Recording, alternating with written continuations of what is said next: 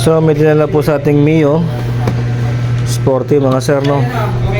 Sabi po ayaw po umandar. Check po natin ng panel. Pakipress na preno nak. Start natin. Yan. Okay. So natanggal na po natin yung yung engine cover, no? Tinanggal na rin natin yung valve tappet cover. Dalawa po yan, isang intake tsaka isang exhaust, pati po sa ilalim dito po, alisin niyo po yan. So kailangan po natin itong ETDC o top dead center bago po natin siya matune up, no mga sir. So paano po ba tayo mag top dead center? Ito po, ikutin po natin ito payon. Pag sinabing hong payon, pag ganun po yung ikot, pag ganun po mga sir, no? Yan. Pag mamasdan nyo po ito, yan, mamasdan nyo po yung inyong intake valve. Kailangan ho yan yumuko. After nyan ho yumuko, tumulak pa ilalim. Yung susunod na angat po nyan, papunta na po sa TDC yun mga sir, no? Unti-unti lang ho. Pag napansin nyo siyang lumulubog na,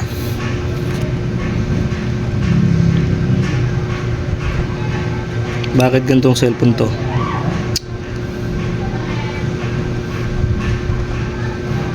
Iniikot ko po mga sir, no? Antay lang po natin yan yumuko. Ito ituturo ko sa inyo step by step. Yan. Pag tumulak po yan, kung napapansin nyo ho, lumulubog na yan ho. Pag palubog na ho yan, aabangan nyo na ho dito yan mga sir. Dito hawak mo ito cellphone na. Itapat mo yun doon. Nakikita ba yun yung araw na yun, Sander? Itapat mo maigi doon ha. Sala ang angle mo.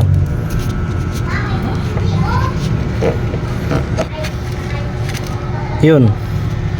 Yan, nakikita mo yan? Yan. Yung tulis na yun, doon may tapat. Ipo-focus natin. Yan. Okay?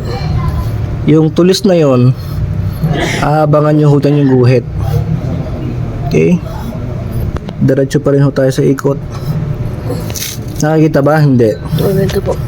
Yung tulis? Dahan-dahan lang ho mga sir. Papunta na ho dyan ang guhit.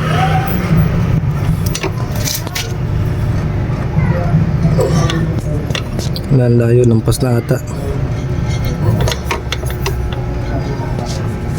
Ayan. Yan po yung may makikita ko dyan letter H. Nakita ba Sander ang letter H? Hindi.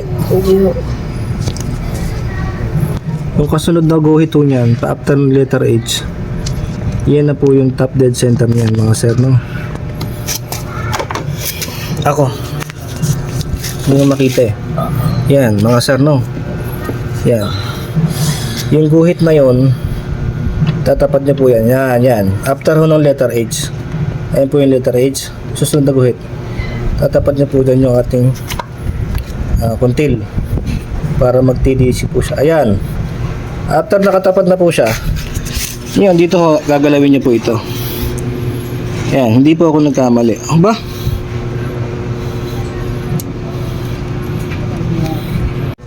So na top dead center na natin mga sir, no? Ayan. Ayan.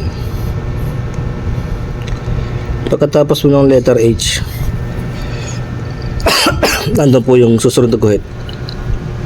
Yun po yung top dead center, no? Check po natin itong clearance.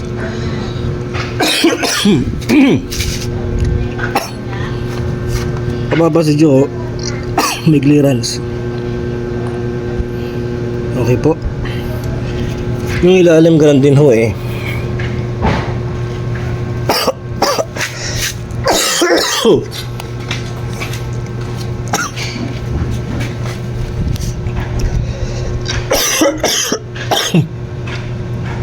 Pero di.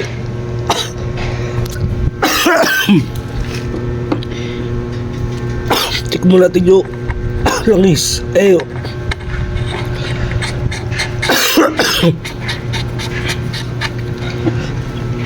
kuryente. Check natin kung maganda. Dito ka, Sander, sa kabila. Dito ka, dito ka. Ito. Patay mo yung flashlight.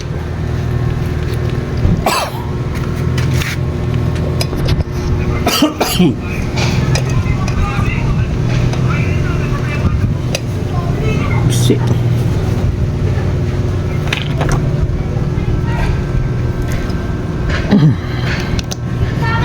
Ito yung nasa ating spark plug sa kanya. Lapit mo rito. Lapit mo pa. Dito may kunay sa ibabaw na ganyan. Bigat yan. Okay? Tignan natin kung maganda ang kuryente niya. Ito, tapat mo rito. Doon ka sa kabila. Ito. Oo, preno. Ito, kita yan ha? Oo. Kailangan maganda ang kuryente dyan. Atin.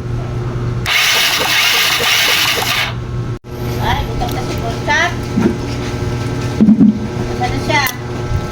Bawa naman, di nakakain. Gandel pa. Kain, di ba salala? Dad! Kaya na po reason kung ba tayo mandar. Halatang halata naman kung wala yung naiba. Diba? So tapos na siyang linisin. Paanda rin natin. Try natin. Ano susi.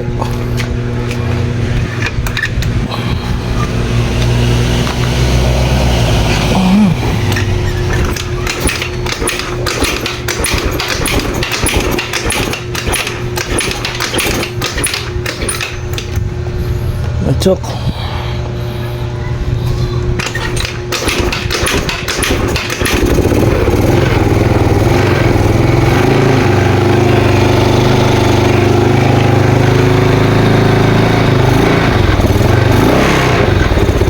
Tama na. Bubuuin na lang. Okay na.